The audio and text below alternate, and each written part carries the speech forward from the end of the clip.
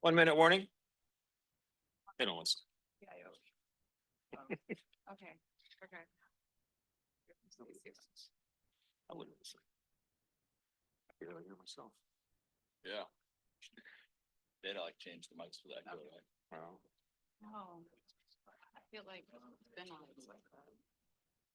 Okay, good afternoon, everyone. I'd like to call to order the May 16, 2025 SANDAG Public Safety Committee meeting. I'd like to ask our interpreter to walk us through how to access our interpretation services for today's meeting, so please go ahead. Good afternoon. Announcement from the interpreter. To use the interpretation feature, please scroll to the bottom of the Zoom screen where the meeting controls are. Click on the interpretation icon, World, and select English as your language. If you're joining through the Zoom mobile app, cell phone, tablet, etc., please press the ellipsis, then Interpretation, and then choose your language. Finally, click on Mute Original Audio to not hear the original Spanish flow in the background.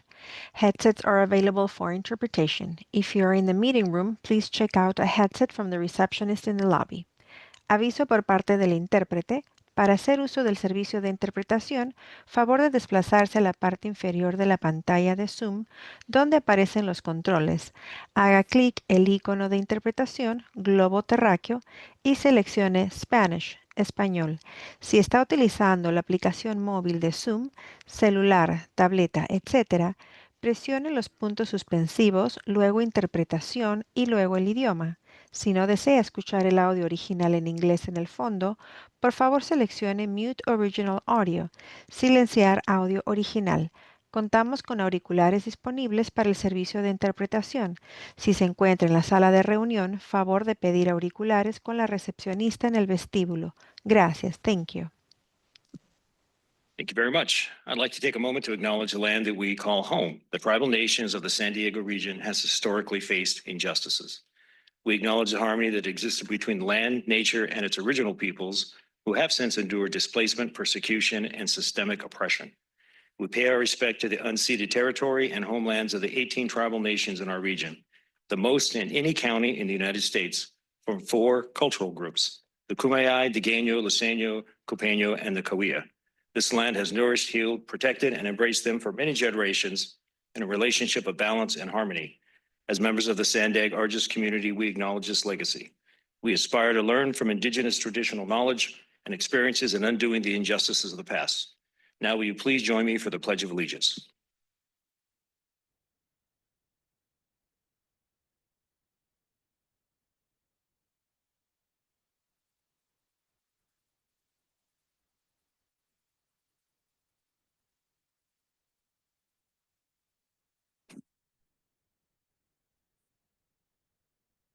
Good. All seated without being prompted. Thank you. Before we jump in the meeting, I'll ask our clerk to confirm we have a quorum. Cami? Good afternoon, Chair. Yes, we have a quorum. Outstanding. We'll start today with non-agenda public and member comments. For public speaker information, all items will have 2 minutes today for public comment. Cami, do we have any public speakers on this item? Yes, we have 3 speakers online. We will start with Blair Beekman, followed by phone number ending in 731, and then the original draw. Blair Beekman, go ahead. Hi, Blair Beekman. Thanks for the meeting today. I thought I'd quickly offer from the Transportation Committee meeting this morning. I was a bit distracted and couldn't quite offer that. You're doing some important study work on the future of regional pass issues and regional transit pass issues. And it's a really interesting concept that the San Francisco Bay Area has been working on for the past few years. They can give you some good examples and pointers what they're learning and practicing. And I didn't have time to mention it in previous public comment, so I hope it can be appropriate at this time, non-agenda public comment. And I guess as usual for myself, good luck that we're trying to be really sensitive to data collection issues in our local communities and the use of our data collection. It's really important how we can be working in San Diego, I think, towards best practices. And the current administration has one way of working. I think there can be an important different way to be working that offers the same legal good interpretations that we're kind of used to here in California and that are interesting and that are totally legal and totally legitimate. That I think once we share those ideas and best practices, it can become clear to the federal level what we're importantly trying to develop here in California, and that it can be respected. And I just hope we can really work on those best practices still, and really want to continue that good things we started for the future of our data collection facilities. That having good data collection, practices, that's just a key component in how to build our innovative future. Good luck in our efforts to do that. Thank you. Thank you. We'll now move on to phone number ending in 731. Go ahead. It's truth. I'm glad real meeting order and management with a shortened agenda has been made a priority. It's important to remember that this is actually everybody's time. But Ed, don't promise 2 minutes if you're not going to stick with it, or at least apologize about unforeseen circumstances. Although the last meeting was only 1 hour and 43 minutes. So if people are failing to commit even 2 hours for a meeting, maybe they shouldn't be the primary representative. Or maybe this committee isn't really working or needed and could fall under a once-a-month discussion item at the board of directors.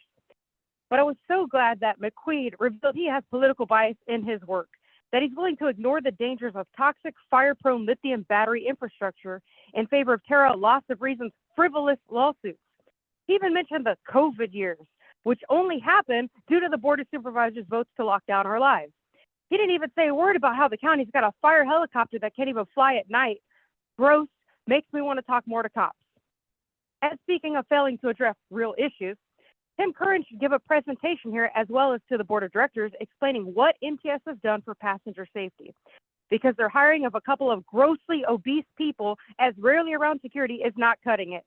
There are still homeless drug addicts riding the trolleys for free, and there are spoiled children also riding for free and leaving the system a complete trash dump.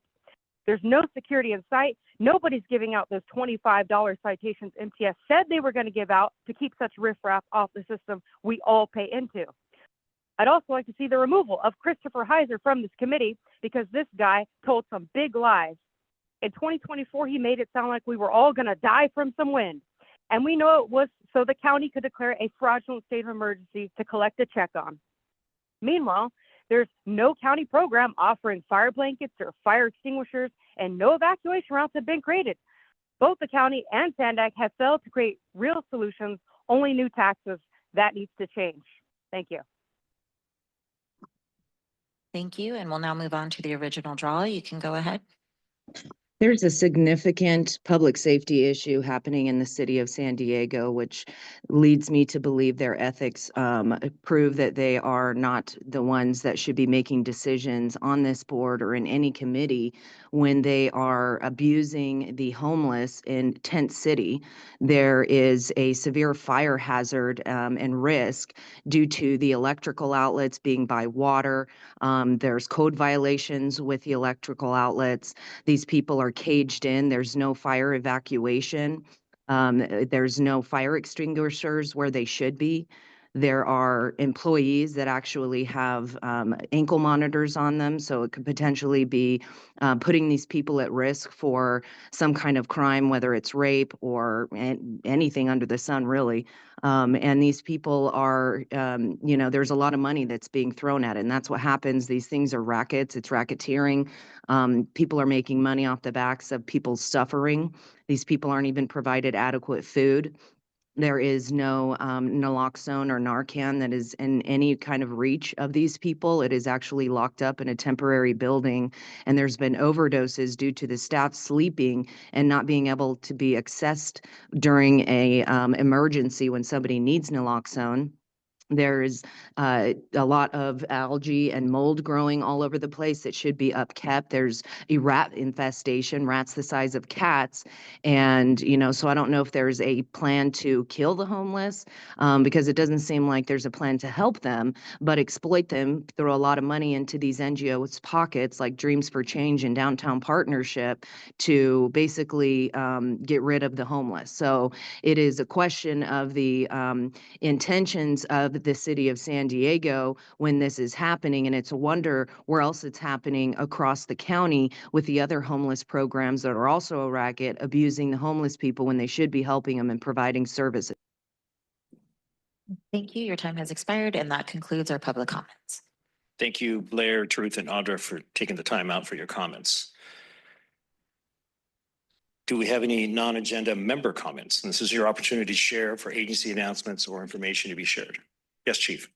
Good afternoon, Chair Musgrove. You know, April and May are busy months with the Chiefs and Sheriffs Tri-County Conference, Police Week, Police Memorial, and therefore we didn't have a meeting last week nor this month. So I don't have an update, but looking forward to reconvening next month with the Chiefs and Sheriffs Management Committee, and we'll be updating on criminal justice budget bulletin and then upcoming Arches projects next SANDAG meeting. Excellent. Look forward to it. Any other member comments? Yes, Chief McQueen. Good afternoon, Chair Musgrove and Vice Chair Shin. I am the the president for the San Diego County Fire Chiefs Association.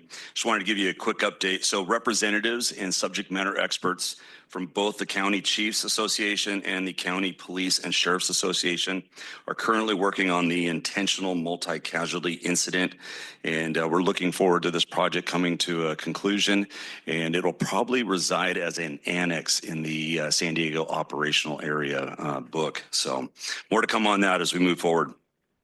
We also concluded a 3-day annual county wildland drill that was held in San Marcos last week. This was full participation by both fire, law enforcement, and numerous cooperating agencies to make the training exercise an absolute success. So this is a good launching platform as we kind of get into fire season, if there is a real fire season now it's annual. And lastly, yesterday we held the annual San Diego County Wildland Fire Operations in El Cajon.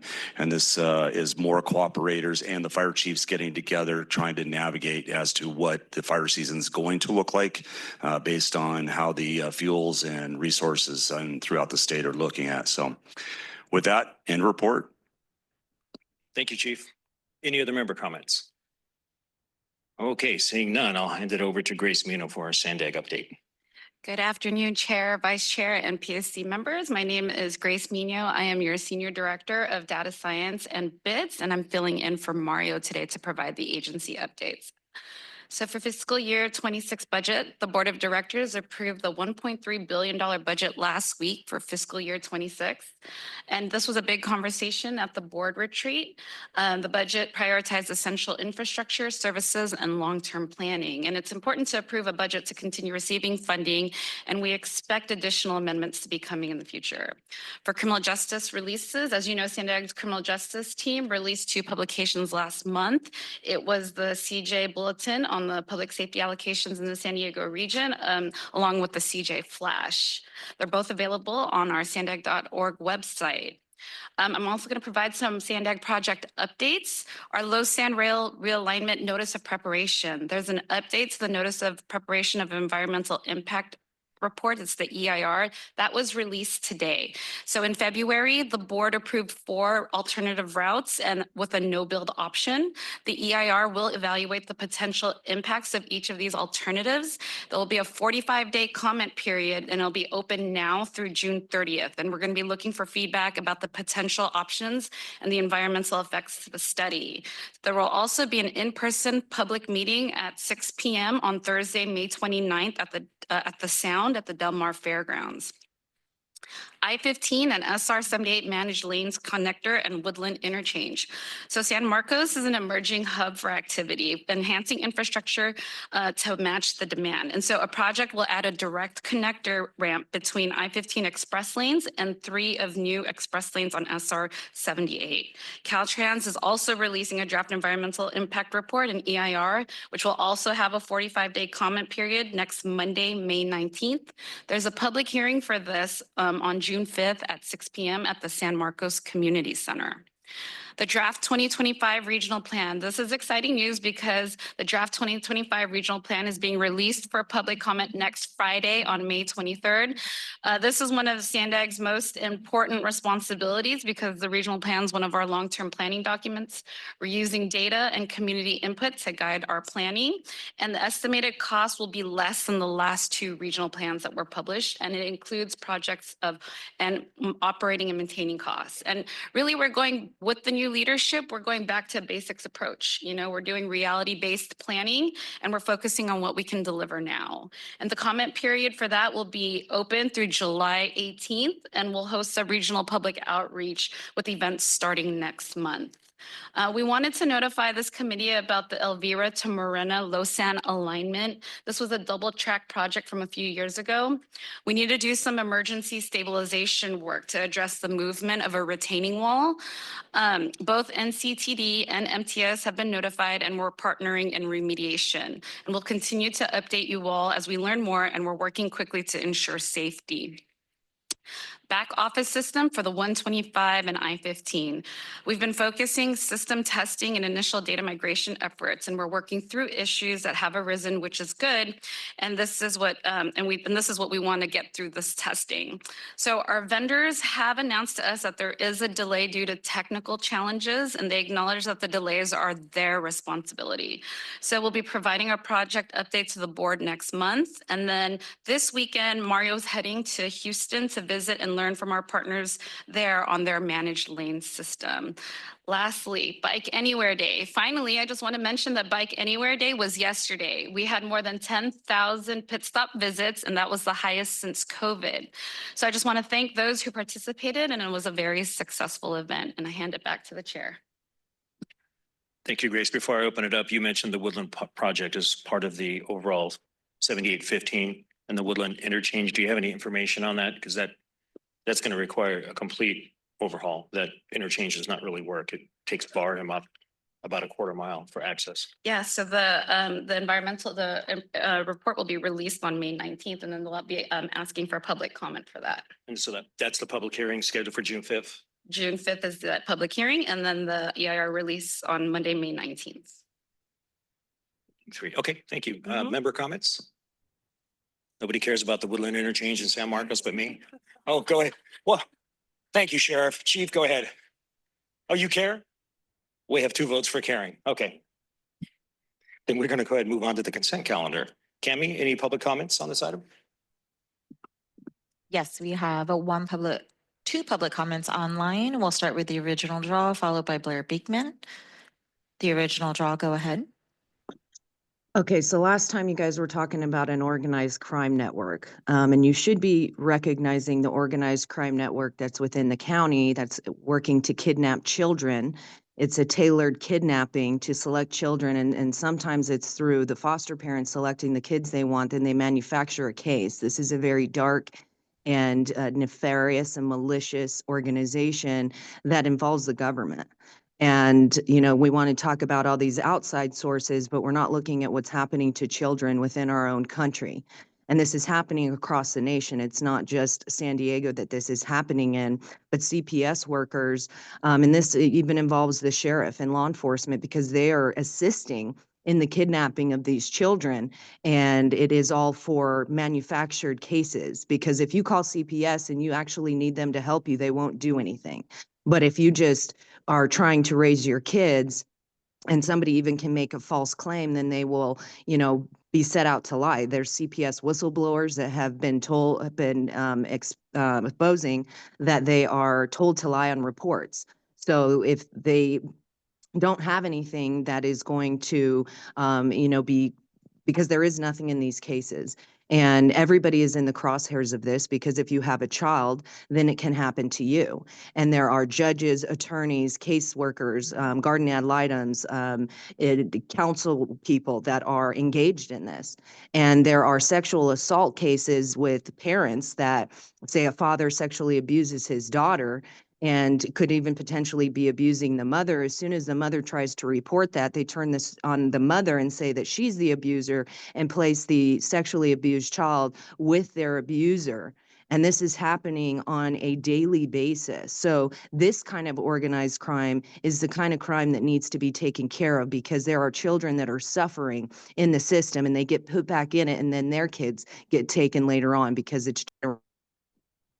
Thank you. Your time has expired. We'll move on to Blair Beekman. Blair, go ahead. Hi, Blair Beekman. To also comment on the consent calendar and the item of the a really interesting report about South American gang issues coming into this country. It was my feeling and understanding they weren't so violent or extreme, but they were just it's a collective doing day-to-day robberies and crimes that was annoying. It got on people's nerves. It's been very tiring and taxing on people. So it was a nice report by law enforcement. I can't remember where exactly they were from, if they're state, federal, or possibly from the LA area. They're reporting on issues of the LA area, I think. And it reminded me, like what I mentioned in my initial public comment, and I think what spawned part of my public comment, a reminder that in our working towards best practices at this time, as we do our crime research work, it's important to continue those best practices. And it was my hope with that report from last time, that they seem to be trying to adhere to best practices as much as possible and work within the system. And it's important to continue those efforts, especially here in California, to give good examples for the country about how we solve our crime within good terms. Thanks a lot. Thank you. And that concludes our public comment. Thank you. Are there any member comments? Okay, seeing none, I'll entertain a motion to approve the consent calendar. Councilmember Foster, is there a second? Thank you, Chief. We have a motion and a second. Please go ahead and enter your vote with your voting clicker.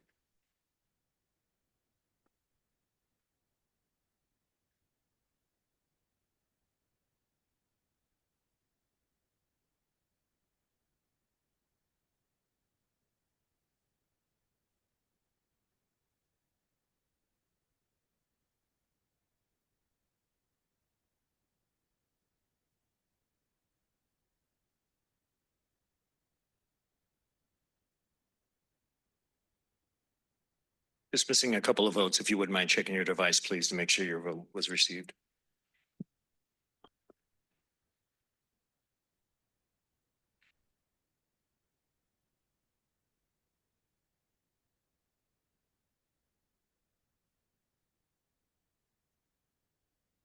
And that motion passes with the members present. Chair, can you tell me who the second was? Oceanside Chief, thank you. Thank you. Thank you. Let's move on to item 3. Noe Lituvong will provide recent updates regarding ARGIS. Good afternoon, Chair, Vice Chair, and committee members. I will be providing the ARGIS Director update on behalf of Tony Ray. I am the Principal Technology Program Manager, and I will provide 2 updates, one on administrative updates and the other more operational. Administratively, we are currently reviewing applications for the system administrator position. We have 45 applications that we're reviewing, and hopefully we can get interviews started soon. The other position that we are looking to fill is a research analyst role. We already selected an applicant, but we're still waiting on the SANDAG HR process to follow through before we can actually lead them on. So once those 2 individuals are onboarded, ARGIS will be fully staffed for the first time in a long time. As you recall, we discussed the Live 911 application that we onboarded 2 agencies in the region, El Cajon and National City. El Cajon right now is fully live, and early feedback from field users has been quite positive. National City PD also is live, but the rollout has been a little bit paused while the vendor investigates a delay in audio, most likely related to differences in connection methods between the PSAP and the Live 911 server. ARGIS staff is working closely with both the vendor and the comm center to ensure that all the discrepancies are fixed so both agencies can go live fully. We're also in the process of closing out a maintenance contract with Golden 5. Golden 5 was a vendor that implemented and configured our Sentinel cybersecurity application that monitors our systems 24/7. That maintenance contract will end June 4th. Our internal IT team and development team are doing a full knowledge transfer to ensure that when the contract does end, that we will be monitoring and managing that application in-house, saving us about $12,000 a month in fees. We also recently migrated our VPN to a newer system. Palo Alto Global Protect is going to replace our PulseSecure legacy system. This upgrade provides a more secure and modern remote access method and solution, and it also ensures that we are aligned with CGIS compliance. We are also working on a single sign-on implementation into our applications, allowing users to just sign on one time, allowing access to all the applications that we have in-house as long as the session remains active. We have about 17 applications that we have to implement and configure. We're about halfway through, expecting full completion around August, September. That also lays the groundwork for multi-factor authentication, which also is a CGIS compliance that we expect to meet by the end of this year. We also are excited to start our technical user working group. These meetings give us an opportunity to engage directly with our customers, hear how they're using our applications, giving feedback, and identifying any improvements that they see fit in our applications so we can make those enhancements, make those adjustments.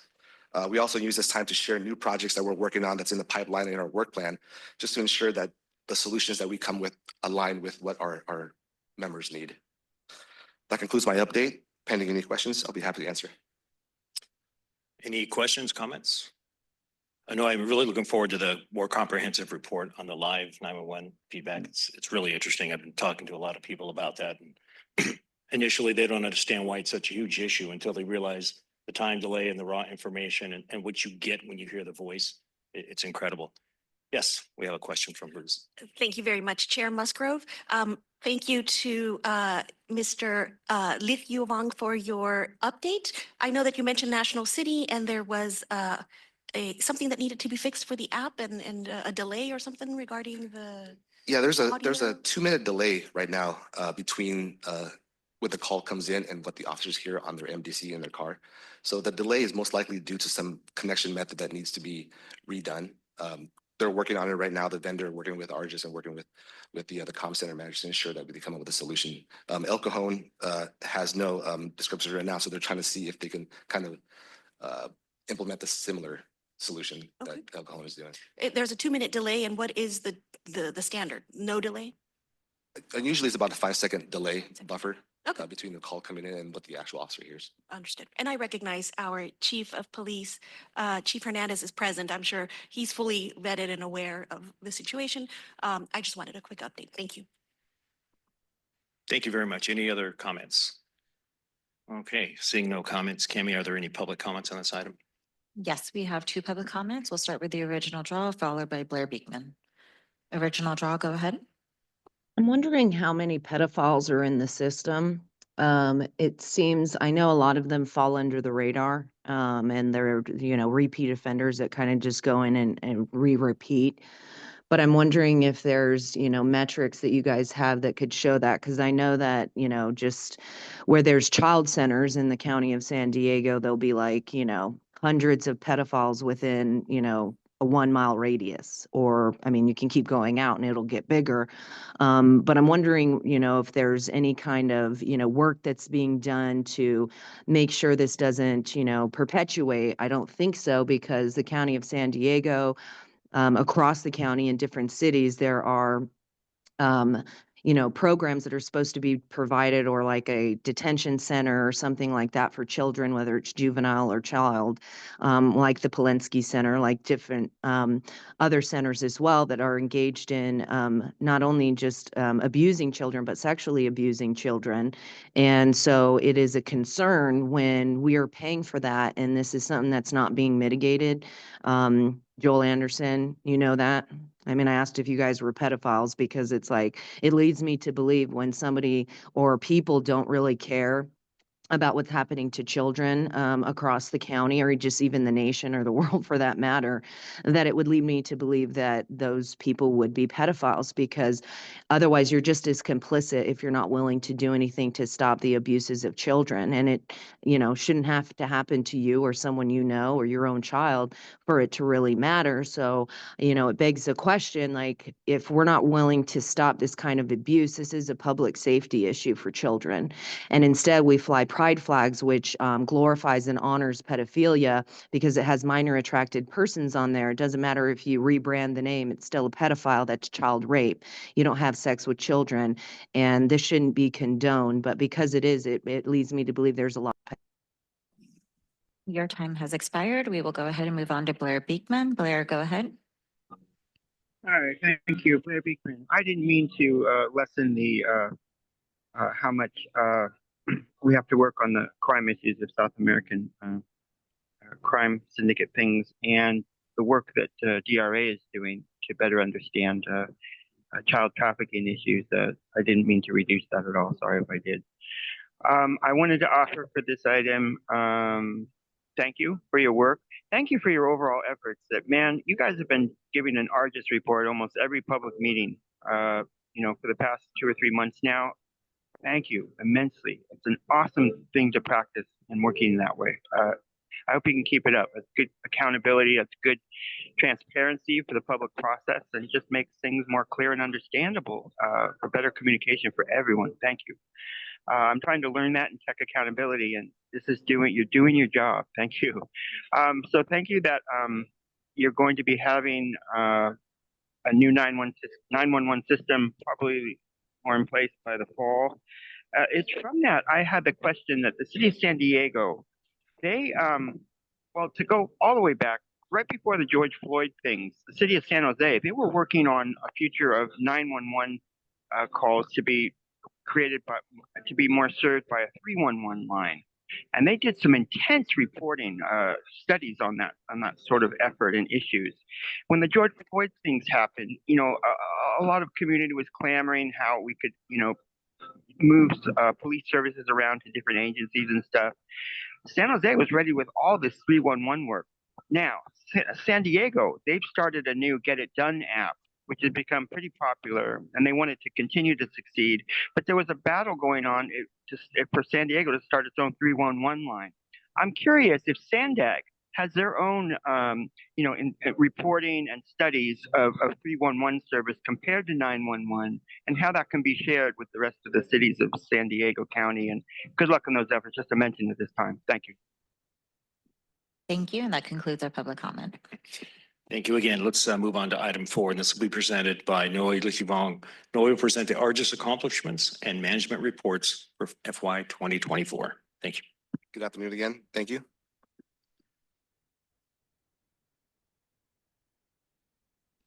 Okay. So here's in this slide here, you'll see some key accomplishments that ARGIS has completed in 2024. We secured about $700,000 in UASI grant funds, and then applied for an additional $1.2 million in additional grant funds for this year, which we will be receiving later on this fall.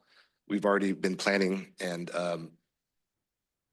implementing and designing a scope of works just to anticipate receiving those funds. We also saw a huge increase in our most popular applications, Surfers and eQuery. They're federated search tools that officers and analysts use out in the field, as well as in the stations. I saw about an 18.4% increase into 2024 compared to last year or the year before. We also deployed our Microsoft Sentinel application, a cybersecurity platform that will allow us to see real-time network monitoring and threat detection, and looking over our infrastructure security 24/7. Also in 2024, we deployed 115 application changes and enhancements, upgraded 14 servers to the most recent version, and closed approximately 560 help desk tickets, 17% of those which happened overnight. We are a 24/7 operation, and a lot of our users need assistance after hours, and we're always up ready to answer any calls. One of our key accomplishments was establishing our footprint in the CSSA cloud. The California State Sheriff Association, kind of like a statewide consortium of law enforcement agencies, are on this single cloud tenant where not only does it enhance our security, it also enhances our ARGIS data and also allows us to expand outside the region for data sharing. So last month, Director Tony Ray and I had the privilege of presenting to the Tri-County Chiefs Committee or seminar in Palm Springs last month. There we provided each agency with a management report, basically providing an overview of their agency, of how many ARGIS users they have, which applications they are using, how much each user is using the application, and provided like a usage patterns over 4 or 5 years just to see how each agency is doing. What I'm going to provide here next to the graph to the right is an overall San Diego region, but each agency were provided their each of their own reports. It also helps us with the outreach strategy and any gaps in training that we can identify. ARGIS has 65 ARGIS members. We have our local city police departments, our university police departments, also our federal and state partners. Within those 65 members agencies, we have 6,346 unique users, which was a decrease of 23% or 25% compared to last year. And this is not an indication of a loss of agency membership, but it was decreased because we implemented a new protocol where we were to remove any inactive accounts just for security purposes if it expires. So now we have a true number of how many users we actually have. So again, to review our top applications, as you can see, the majority of the applications did see a pretty significant increase across the board, except for one application, the Cognos reporting, and I'll get to that in a little more detail in the next couple slides. SURFers stands for State, Regional, Federal Enterprise Retrieval System. It's a federated search tool that the officers can use out in the field that provides real-time information back to them when they query. There was a 22% increase in that. Crime Tracer saw a pretty significant query use in 2024. There was almost 400,000 queries. eQuery, similar to SURFers, a little bit different, and I'll explain that in the next couple of slides, saw a almost 7% increase. Mobile FI's always been popular to all our users, saw about a 7.5% increase. And Be on the Lookout saw a slight 1.2% increase. Be on the Lookouts, or what we call BOLOs or BOLs. ARGIS is and has been for the longest time the kind of the hub that provides that service where agencies can share bulletins, crime bulletins to each other in a single entity. As you can see here, since 2017, ARGIS has added 4 million incident records into our system, into our database. Incident records are arrests, crime cases, citations, and field interviews.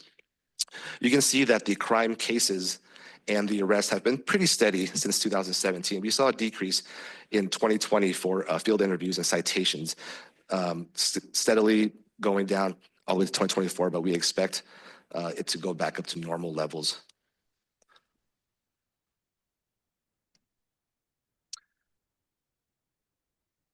Earlier, I discussed SURFers and its capabilities. You can see the huge increase, steadily increase all the way from 2018 to what we have now, almost 1.2 million queries. We average about 2,500 queries a day throughout the whole region. And we can expect it to continue to go up as we put in more enhancements and provide more training so that users can use the application to the fullest of its capability. eQuery, like I said before, very similar to SURFers. With eQuery, it's a little bit more flexible. Users can use keywords or key phrases to search for records. SURFers is more tactical, where it's out in the field and they were to put in any person's name, date of birth, comes out with exactly what it is, incident data. With eQuery, you can actually be more flexible and kind of adjust your searches as you see fit. Cognos queries. Cognos is a application owned by IBM and created by IBM. It's a business intelligence tool that our users use to get data for analytical processes. We saw a huge jump in 2020, and it was because we provided a pretty robust training for our users to ensure that they know how to use the applications to the full of its capability. We started seeing a decrease year over year, and we are looking into to see if this is whether it's reflects changes in need of the application or there's training gaps.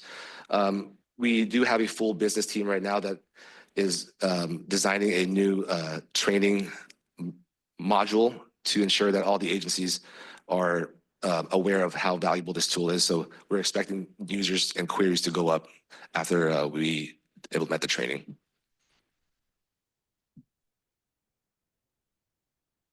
That's all I have for the management report and ARG's accomplishments. Another excellent report. Thank you very much, Noe. Kemi, are there any public comments on this item? Yes, we have 3 public comments. We'll start with the original draw, followed by Blair Beekman, and then phone number ending in 731. The original draw, go ahead. So since you guys shared data with other states, it would be interesting again to see, how many pedophiles are on there and, if they're actually registered in the sex offender registry. Because I know the man that was assaulting me for 9 years is not currently registered. And so that's a concern when this is so prevalent across the nation. This should be some kind of an accomplishment that you guys would like to engage in to make sure that you're making sure that the children are safe, that they don't have to worry about, going to school, going to a community center, going to church, going to the grocery store, going to see their neighbor, going to a babysitter's house. And I feel like it's interesting because there seems to be more concern about, theft of like money or, theft of like some kind of, a bicycle or a car. But when it comes to children or even adults who have been sexually assaulted, it seems to be something that kind of wants to be brushed under the rug. And it's really sad to see because this is something that causes immense, trauma to these individuals. I know that for a fact, being that I am a victim. And, for the past over 30 years, it's been brushed under the rug and everybody's willing to protect a predator over protecting a victim and making sure that it doesn't continue. So it would behoove entities like law enforcement and or government officials or just any kind of boards to acknowledge that this happens and do something to stop it. Because if you don't, then anybody is a potential victim. And when you could have done something and you chose not to, then it's like you're encouraging the suffering that continues. And I don't want to be the one to meet our maker and have to explain that. Thank you. Your time has ended. We'll go ahead and move on to Blair Beekman. Blair, go ahead. Hi, Blair Beekman. Yeah, there was some really important work at a City of San Diego committee meeting this week on sexual predators and rape kit reporting, and it was really interesting. We're trying to understand where we're at with the subject at this time and ways to possibly move forward. I think statistics, being able to offer statistics can be a way to fair information that can be of help. But it has to be done sensitively, and good luck how we do all of that. Thanks for the words, DRA. I wanted to comment myself. I wish I have a lot of heart to want a better future of tech accountability on openness and transparency. I don't exactly know how to get there and what that means to do that, to get there. I know there is a California state data collection reporting service that is very reliable for other states. And I know, meanwhile, ARGIS has their own, specialty and good work that they do. In the future, if to get really tough information, like, criminal use of immigrants, and possibly, I don't know, the sexual predator things. Are those the type of things in the future that it could be simply a major focus within the California state system, and ARGIS data collection could be more a slightly different set of data collection needs for different states? I don't know if that's how to address it, but I hope it can. As a way to address the future of our data collection issues, to have just one small area where we could, if we have serious questions of data collection needs, we can go to, instead of having several agencies with the same information. In my final 17 seconds to quickly offer, since the George Floyd things, police killing of individuals in this country has actually been steadily rising. I just wanted to offer that at this time. It's a problem. We got to work on it. I hope the information can be of help at this time. Thank you. Thank you. We'll go ahead and move on to phone number ending in 731. Go ahead. Hey there, Noi, thank you for translating some of those wonderful acronyms. If you missed some, I have some translations as well. SEIM, Security Information and Event Management. Surfers, and you made me think of the beach, but State, Regional, and Federal Enterprise Retrieval System awarded a total of $476,000 by the National Institute of Injustice since 2009.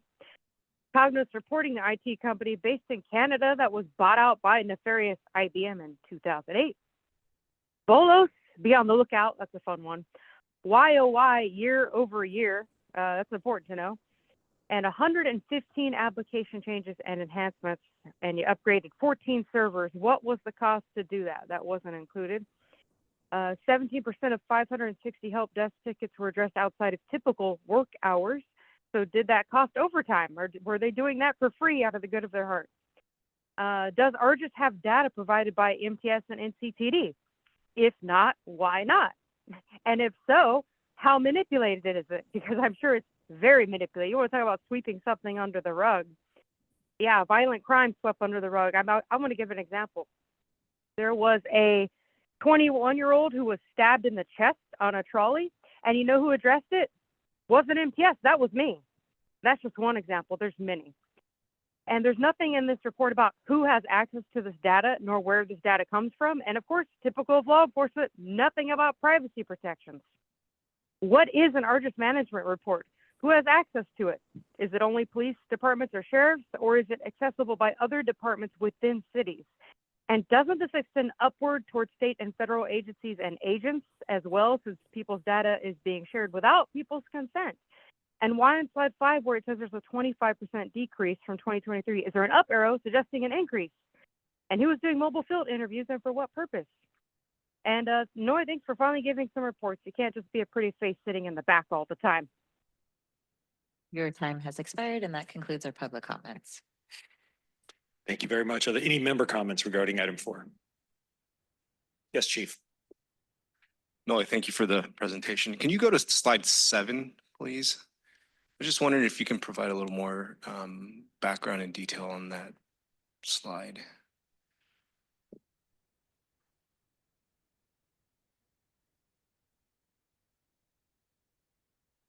Can you provide a little more detail as to the decrease in all those and why we think there's a decrease in some of those categories? It looks like field interviews and I don't know if it's arrests or.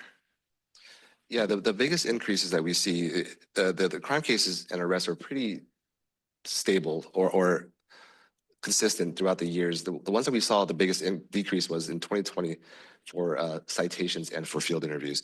Looking at these numbers as a whole, as a region, it's kind of difficult to kind of ascertain why it decreased. You know, there's a lot of variables. 2020 was obviously during COVID times, but each agency, I think at the time, had different protocols and different regulations of what they implemented operationally during those times. So I can't speak for each agency of why those decreased. It's just as look at us as a region, as a whole, that's what we saw at 2020 was the biggest decrease, but it's starting to go back up. Yeah, and I guess it just stands out to me because I know I feel like my department at least is, I've seen a lack of proactivity throughout our agency, and I don't know if the other agencies are seeing the same thing, but this kind of supports my intuition So thank you.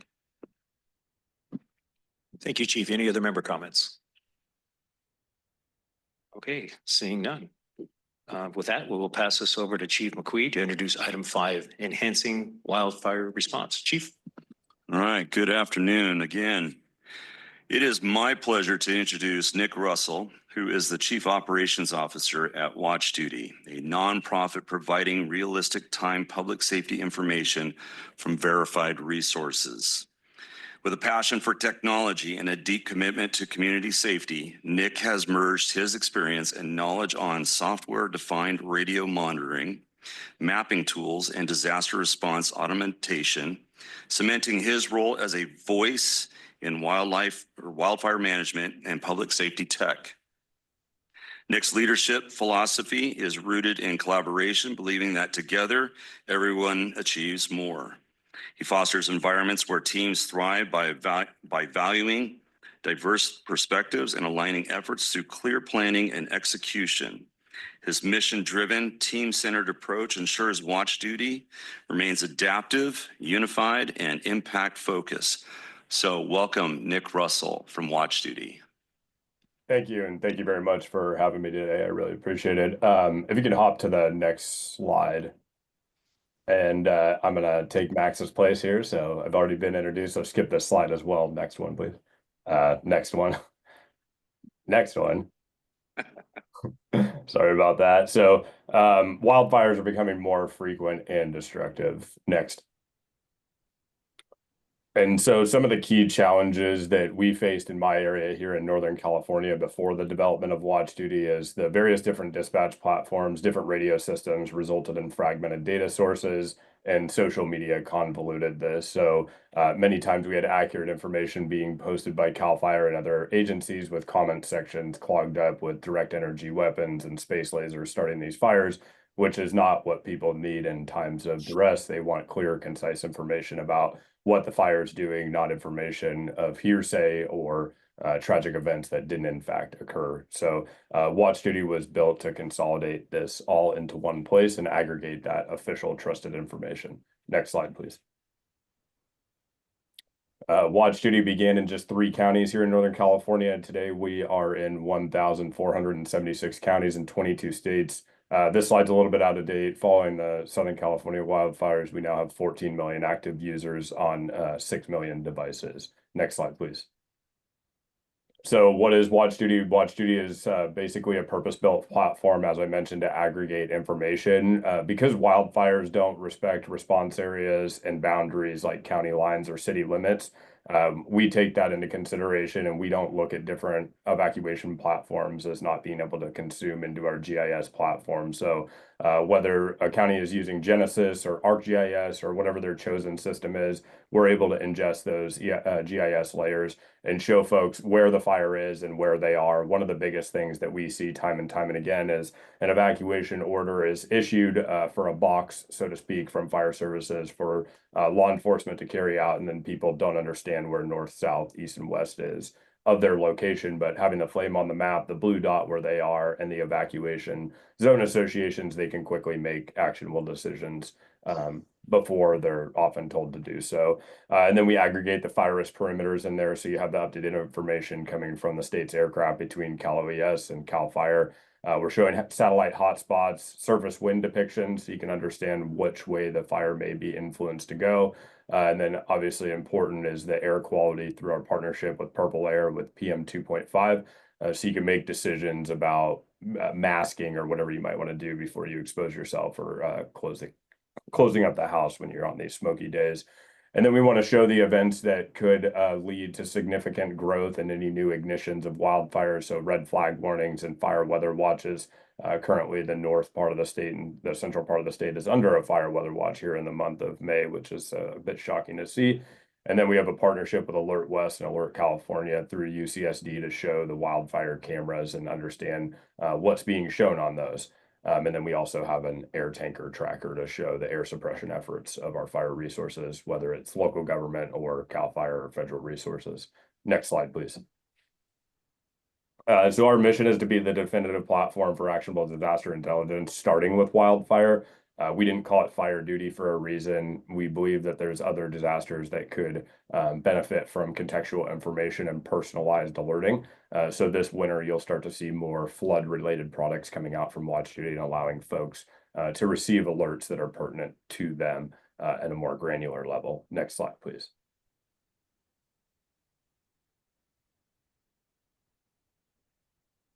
So Watch Duty was built for communities and is now trusted and used by first responders. And what we're trying to do is fuel real-time situational awareness for everyone and give it away for free. Next slide, please. So I think if you can hit next one more time, I think it'll pop some text up here to the right. So one of the big things for us was during the LA County wildfires, you know, there's obviously large budget in the Los Angeles Emergency Operations Center, and they choose the low price of $79 for the entire year to have Watch Duty available. And that's what we're trying to do is get this stuff out. It's all available for the free to the public. Anybody can download the app. We don't ask for name or email address. We don't want to collect your personal information. As a nonprofit, that's not what we're here to do. But we do sustain being able to give the app away for free and the extraordinary server cost to do so by selling these pro-level memberships that add additional features for emergency services as well as utilities to use. So, you know, a bit bittersweet, but this is really what we're trying to do is get everything into one place and make it easy for everybody to use, regardless of your experience with wildfires or technical applications. Next slide, please. And I believe a video may play after this. If it doesn't, I'm happy to talk through it, but next slide.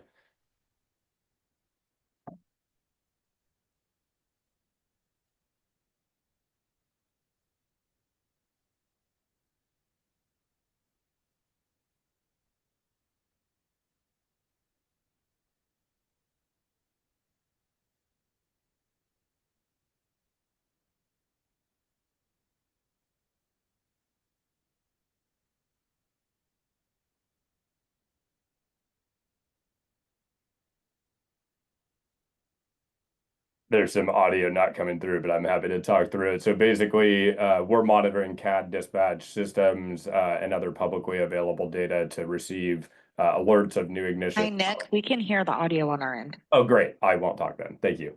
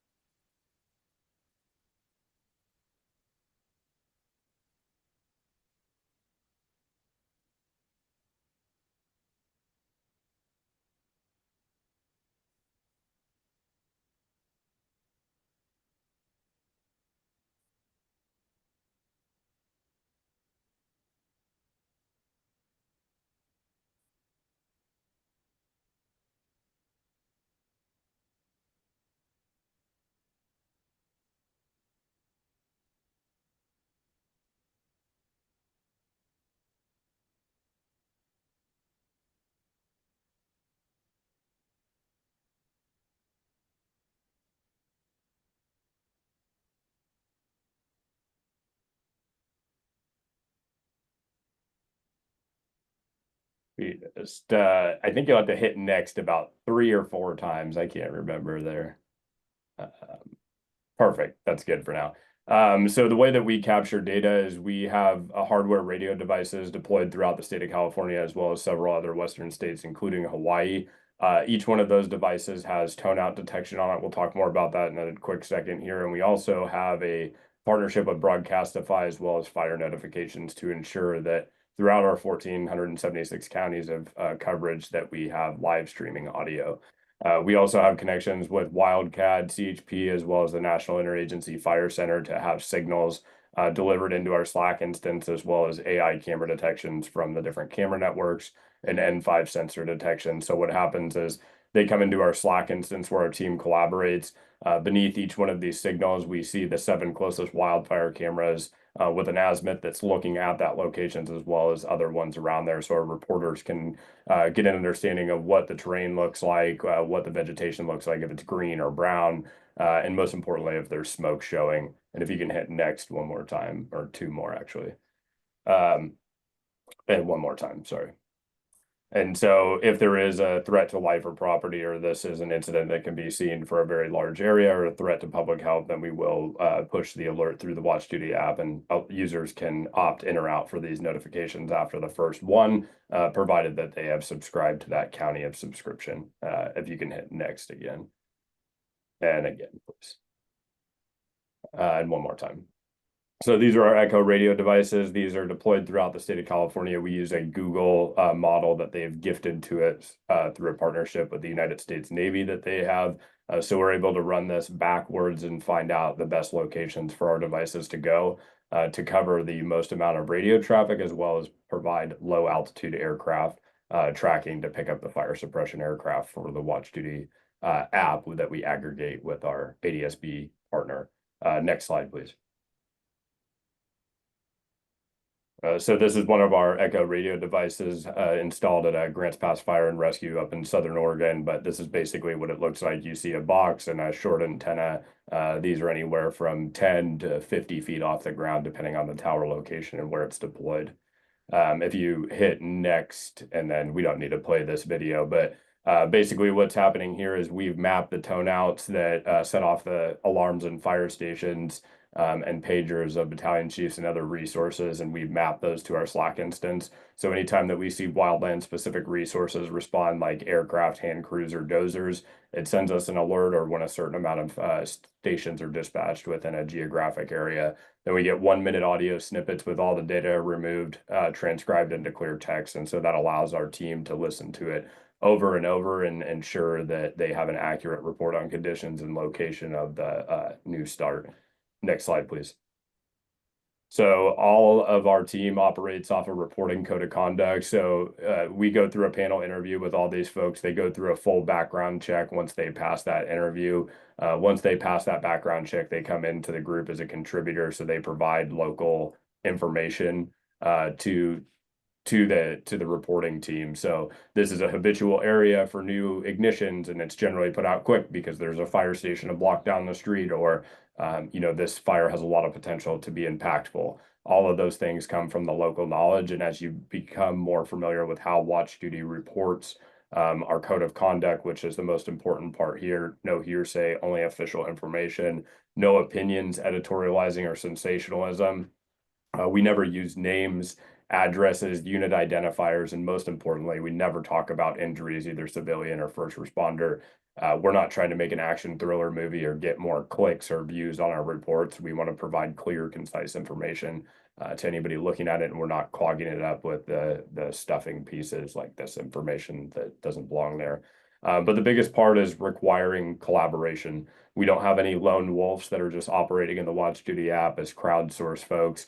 We all collaborate in Slack. It is very common to have multiple people working on a single wildfire, so we can gather the information from the different resources from law enforcement to fire and ensure that we have accurate information. We focus on quality over quantity. So if it takes a little bit longer, that's because we're verifying information. Next slide, please. Next slide. I don't think this video is going to work. So another part of what we do is post in the prescribed fire information. We want people to understand the good work that's being done to prevent disastrous spread of wildfires. There's a lot of examples of that in Southern California this year, where prescribed fire work done the year previous stopped some of these fires that occurred earlier in the 2024 wildfire season. And so we want to be able to track that data, allow these folks like California State Parks, CAL FIRE, and others to post their prescribed burn events through Watch Duty and raise awareness, and hopefully reduce erroneous 911 calls in these situations of prescribed fire events. So this is something we're quite passionate about as well. Next slide, please.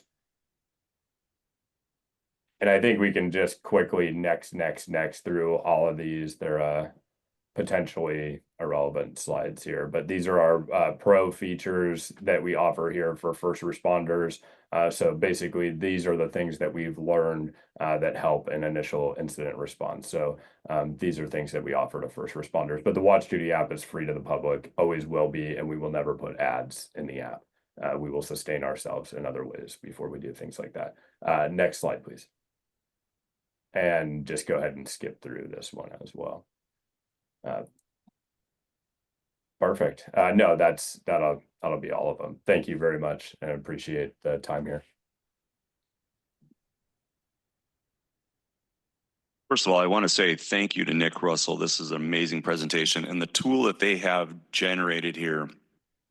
Me as a fire chief, I have this app on my phone, and the reason why is being a zone coordinator out of San Diego that works with the op area coordinator. We want to have good situational awareness, not only what's happening in our county, but the impact of other counties that are adjacent to us, whether it's Riverside, San Bernardino, Orange County, or all the way up to Northern California that we potentially will and we have sent resources to. So that gives us a good indicator as to what's happening. And I want to say thank again to Nick, and that is the end for us. Thank you. Thank you, Chief. Big fan. I've had the app on my phone for about 2 months now. And for my law enforcement brothers, this is great to have on there because mutual aid does come. And if you are forewarned, you're forearmed and can already start your planning on your 12-hour shifts, no days off, which we know are coming. Sheriff. Yeah, thanks. I agree. We both just downloaded it and it's fantastic. So thanks for the presentation. And much as I hate to admit it, 1 second, Chief, I will get the updates and the notifications on this before the county fires them off. So this is just a corroborative fact, but watch data, not with the sheriff, county. Oh, yes. Go ahead, Chief. Thank you, Chair. So I do have a question. So we did download the app and there's 2 fires on Camp Pendleton and there's often controlled burns on Camp Pendleton. Do you know if those are reflected in here? And if so, will it, in the info section, will it say controlled burn or not? Most of the time, like as Nick pointed out, is that they will identify those burns that are prescribed. So probably out on Camp Pendleton being a DOD base, that is probably U.S. Forestry that's doing a prescribed burn out there. Does that confirm, Nick? Yeah, we have a different icon that depicts the prescribed burn events. It's a green icon with an RX in there. And generally federal events are reported through the California Air Resources Board through the PFERS program, which we ingest the data from that. So they should show up and there should be some information about them, generally limited. Chief, can I get to the public comments before Cammie comes over the wall and attacks me? Thank you, Chair. We do have 3 public commenters. I'll go ahead and start with the original draw, followed by Blair Beekman, ending with phone number 731. Original draw, go ahead. Okay, first of all, Nick, there are DEWs and those have been, currently are, and will be used again. So we need to be real and not just call it propaganda. But these prescribed burns at Camp Pendleton actually do turn into wildfires, and it does affect people, and they do lose their homes because of these quote unquote prescribed wildfires that we want to hold, like homeless people accountable for those wildfires. But if it's a prescribed one that gets out of control, doesn't seem to really have anybody be held accountable for that because it happens on a regular basis. And so I'm wondering if when a prescribed burn gets out of control and turns into a wildfire, do you change the icon or does it, just basically stay the same? And, I'm just wondering because, this is nice and all, but there are people that don't have phones or potentially in an emergency wouldn't have access to a phone. There can be many elderly people that don't. And so, what are we doing to make sure that they understand what's going on? Because I've been asking you guys for a long time to make some kind of evacuation plan that people know that you are doing it in person. You're not just relying on somebody having a cell phone because anything is possible and the odds of it, not having a phone are very great during an emergency like that. So this will become obsolete. And if people don't know where to go, like what is going on, then that's a severe problem. And then when we're also putting in things like roundabouts, taking away lanes and making it harder for people to get around, you're severely impeding their ability to evacuate.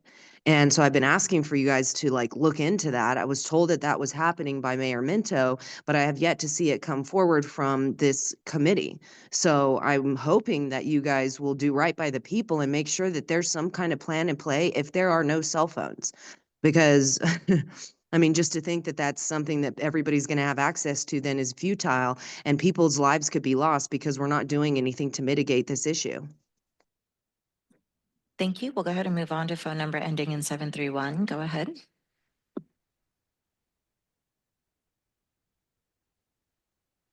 First, to clear up misinformation, yes, directed energy weapons do exist. Look up Air Force Research Laboratory, where it says, quote, directed energy harnesses the power of the electromagnetic system to enable airmen to effectively and affordably strike critical targets at the speed of light, end quote. Next, Watch Duty may be a nonprofit, but how many public tax dollars have they received? I also noticed in the Hollywood Reporter interview that CEO John Mills has a bit of a mouth. There's evacuation zones and shelters, but what about evacuation routes to get to the zones and shelters? Often the routes that currently exist are either not known, not accessible, or don't exist. Does the app have special markings so people know where the fire-prone battery energy storage sites and wind turbines are? Those should be shown in the app as giant fireballs. Is there a tally to show what the cause of each fire was? What about tracking fire insurance rates, since the state crazies have insured more fires due to their crazy policies? But this app sounds pretty useful and interesting to find that it was needed, since the state, CAL FIRE, apparently is unable to provide fire updates more than once a day. Why does the government fail so hard? Maybe CAL FIRE needs to be doged if they're failing at critical areas of safety. LA only turned to Watch Duty because they failed to plan and plan to fail. How else could the new smart city plan be ushered in by the 2028 Olympics when Newsom's just coincidentally going to try to scum his way into the presidential office? And according to the Hollywood Reporter, Watch Duty has 17 paid volunteers and 7 paid reporters. How is it decided who gets paid and how much? That nonprofit income for an app with no ads must be coming from the $99 pro version of the app. Watch Duty team sounds like even more money. But I like the code of conduct or oath of secrecy, hearsay avoidance, and privacy protection.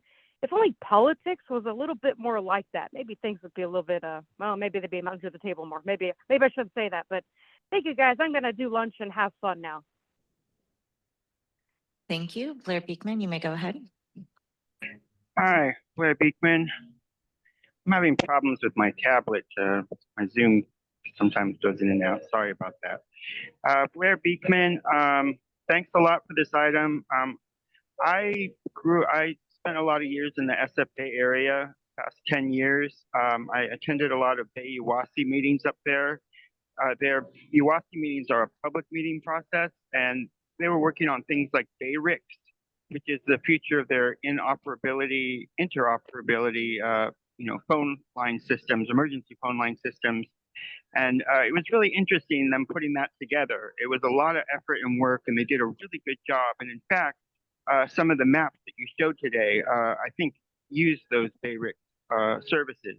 And so it reminded me. And I've being a member of person of the public, what DRA offered, I'm trying to work on the same thing that was sometimes talked about at Bay UASI BayRICS meetings, the idea of how to engage the public and develop systems for the public to have emergency phone line systems as well as emergency services themselves.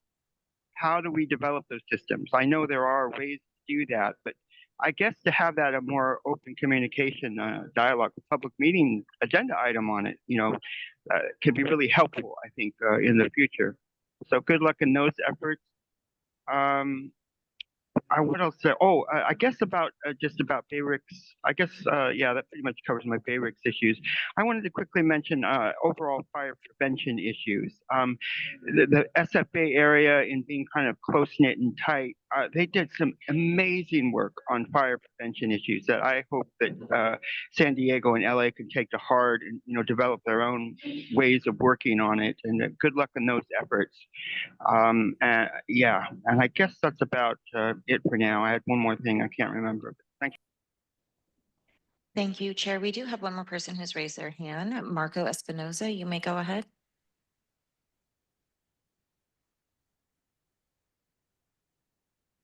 Hello, good afternoon. I'm Marco Espinoza. In terms of public safety, inside the MTS, just all the buses, if there could be a screen other than the one in the very front of the bus, on the ceiling, if there could be another screen somewhere, indicating the current bus route. Mr. Espinoza, can you restrict your comments to the item, please? Oh, That was all. Just public safety. That's it. Thank you. Thank you. Okay, And that concludes our public comments. thank you. Returning to member comments, Chief Connolly, sorry to cut you off. Oh, that's okay. Thank you for the presentation. I have both Watch Duty and Genesis on my phone, and in the past year, I've heard conversations, amongst first responder leaderships about both. And I know that some cities, counties are telling their community members to download one or the other.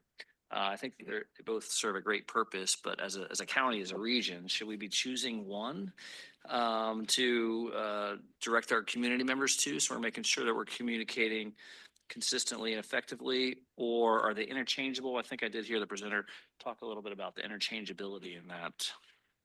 When we got the briefing on this, Chief, it was the Genesis will be fairly regional specific, which is great. We need to have that. Where Watch Duty will go outside of the area, which could have impacts for us down the road. My recommendation is to have them both. They're not that intrusive. And if you get a prompt from one and the other, compare them side by side. So I think all of our council members, our city manager, I'm sure Chief Barron has them on his phone. If the information's there, why not have it available? So that's what we're recommending to everyone. Supervisor, did you have something? Okay, sorry, sir. And Chief Aldavinos, I think you had something as well. No, we're good. Any other member comments? Yes, Marshall.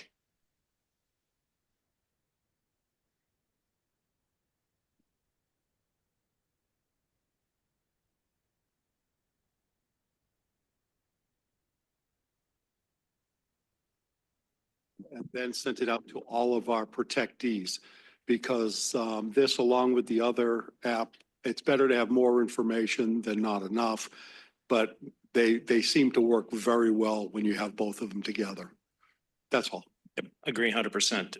Any other member comments? Yes, Vice Chair.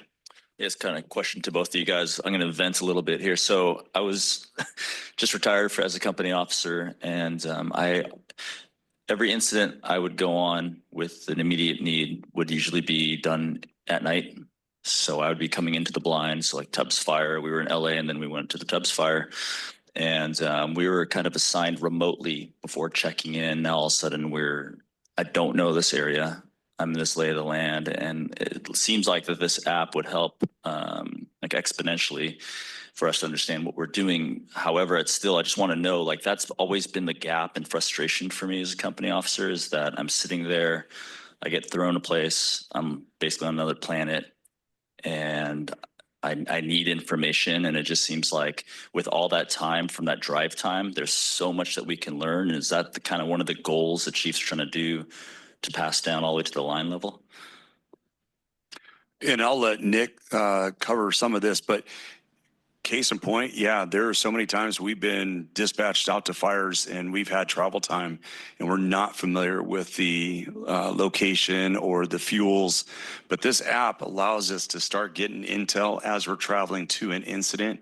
And because their information is so relevant, time sensitive, because of where they're getting it from, and it's been ground truth, that's why we have a lot of value into what their app is. And that's why we literally push it out to the general public, and we as the fire service are using it. And as you had said, law enforcement, yes, please use it. The other thing is, once you start watching the app and some of the fires that are happening, he is dovetailing into Genesis evac. And that's why you will see the designators for each one of the zones. So that's why we tell people to know your zone, so that you can recognize that as that intel is coming out through their app. So they dovetail very nicely together, and but it brings us together on the same information. So kudos to Watch Duty. Nick, is it like drawn out divisions and everything? Are we getting that kind of detail? Is it actually showing fire operations, or are we just talking about like situational awareness? Situational awareness. There's things we can do on the pro side with ops maps, but that's not something that would be to your organization specifically. We don't want to share that with everyone. I gotcha. Okay, any other member comments? All right, fantastic. As we adjourn, I want to do this in memory of my tribal brother and good friend, Bo Mazzetti, who was the chair of the Rincon Band of Los Seño Indians, who passed away earlier this month. His services are tomorrow in Valley Center in several locations. And with that, our next scheduled meeting is Friday, June 20th, 2025 at 1 p.m. And we are signing off at 2:18. Thank you.